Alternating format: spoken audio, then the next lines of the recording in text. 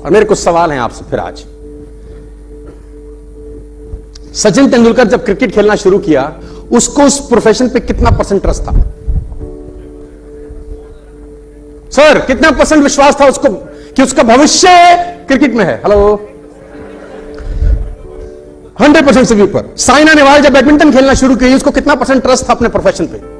जाकिर हुसैन तबला बजाना शुरू किए, कितना परसेंट विश्वास था अपने प्रोफेशन पे? हां सर, मैं जानना चाहता हूं। मैरी कॉम जब मुक्केबाजी चालू करी, नॉर्थ ईस्ट की एक लड़की, कोई संसाधन नहीं, उसको कितना परसेंट विश्वास था कि मेरा भविष्य मुक्केबाजी में? मैं आपसे पूछना चाहता हूं।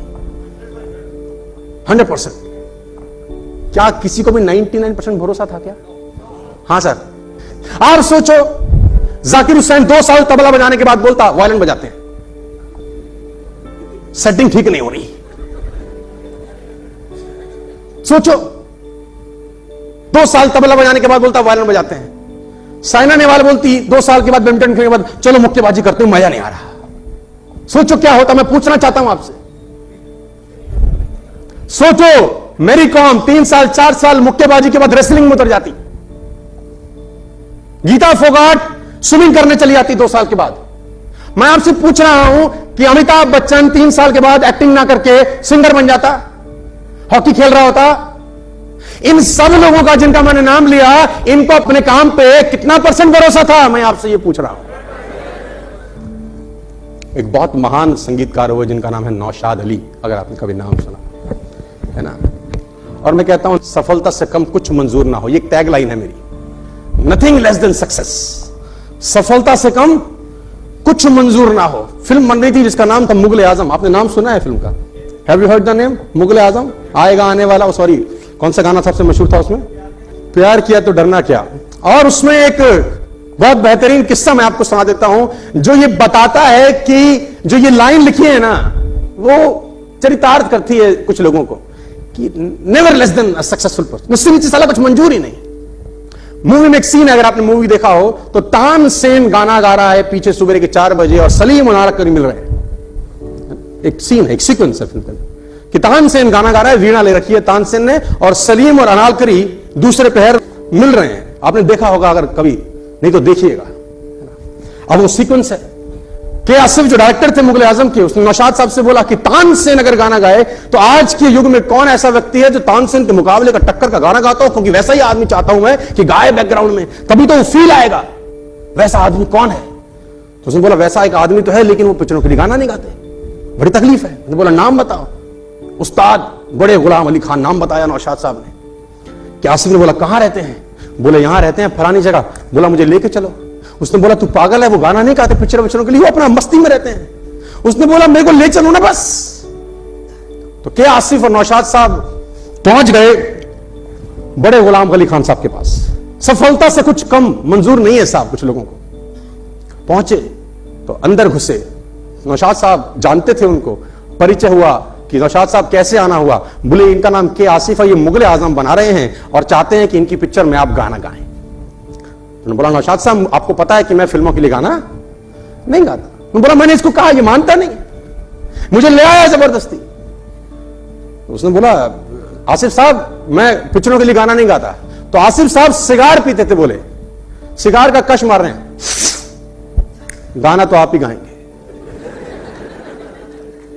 तो उसने बड़ा बदतमीज आदमी है, मैं पिक्चरों के लिए गाना नहीं गाता, गाना तो आप ही गाएंगे। तो नौशाद साहब को बोला बड़े गुलाम अली खान ने सेट कर दूं उसको। तो नौशाद साहब ने बोला सर हमसे तो हो ना रहा है ये सेट, हमको तो दूर तक ले आया। तो बोला आसिफ साहब आओ कमरे में बैठेंगे। नौशाद साहब आप रुकिए। उस जमाने में एक गायक को 500 रुपए एक महीने का मिलता था। तो क्या आसिफ साहब को गुलाम अली खान ने बोला गाना गा लूंगा, 50,000 रुपए लूंगा एक गाना गाने का, 50,000 रुपए लूंगा एक गाना गाने का। कहते हैं कि आसिफ ने कुर्ता पहन रखा था, जेब में हाथ डाला, 10,000 का बंडल रखा, गाना तो आप ही गाएंगे, ये 10,000 एडवांस, गाना आप ही गाएंगे। 50,000 में फिल्म बन जाती थी इस जमाने में, क्योंकि खोपड़ी में एक बात फिट हो गई थी कि बेस्ट से कॉम्प्रोमाइज नहीं कर सकते यार, हम बेस्ट से कॉम्प्रोमाइज नहीं कर सकते यार। 70 साल के बाद आज हम उस फिल्म के बारे में बात कर रहे हैं। 70 साल के बाद, 16 साल उस पागल आदमी को पिक्चर बनाने में लग गए। 16 साल आपने कल्पना करी, एक आदमी डेडिकेटेड होकर लगा रहा है एक ही प्रोजेक्ट के ऊपर। 16 साल, टेक्निक भी नहीं थी, रिसोर्सेज भी नहीं थे, लेकिन एक बात थी, सफलता से कम।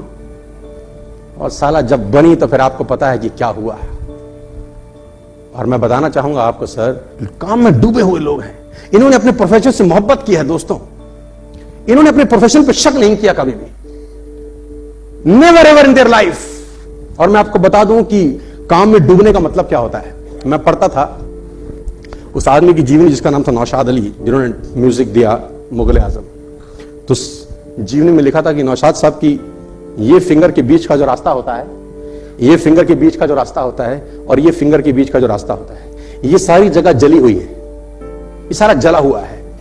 क्यों जला है? सिगार पी रहे हैं और बैठ के सोच रहे हैं, और सिगार जलते जलते जलते जलते जलते जलते उंगली को जला के बुझ गया, लेकिन ध्यान जहां पर लगाया साला ध्यान नहीं हटा वहां से।